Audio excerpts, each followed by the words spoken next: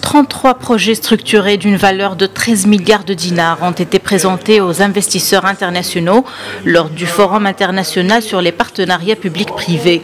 Selon le ministre du Développement, ces projets contribueront à fournir des dizaines de milliers d'emplois directs et indirects. Depuis que je suis à la tête du gouvernement, la croissance économique est en hausse.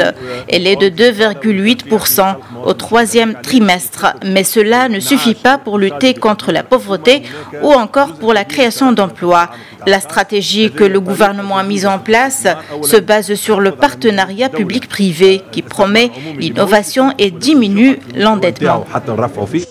Plus de 1000 participants ont pris part au forum, dont 250 sont des représentants de groupes internationaux, y compris la Banque européenne de développement. La BERD, depuis le démarrage de ses activités en Tunisie en septembre 2012, elle y a investi plus de 730 millions d'euros, répartis sur une trentaine de projets. La BERD, la SFI, l'ensemble des partenaires qui voient la Tunisie et qui y sont actifs, comme nous, reconnaissent évidemment l'ampleur des investissements nécessaires dans ce pays.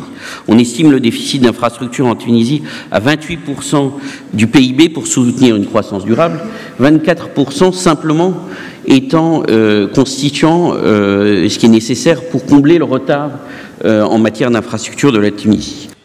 Après 2 ans du Forum Tunisia 2020, la Tunisie organise un autre forum très intéressant et complètement différent du 2020 sur 2 axes majeurs. C'est que le Forum Partenariat Public-Privé est destiné aux investisseurs et non aux bailleurs comme Tunisia 2020. Et c'est une occasion pour présenter des projets structurés et non de simples idées de projets.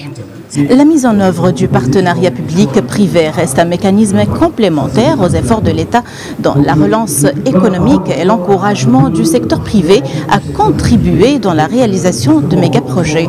Najwa Bécha, Médiane TV, Tunis.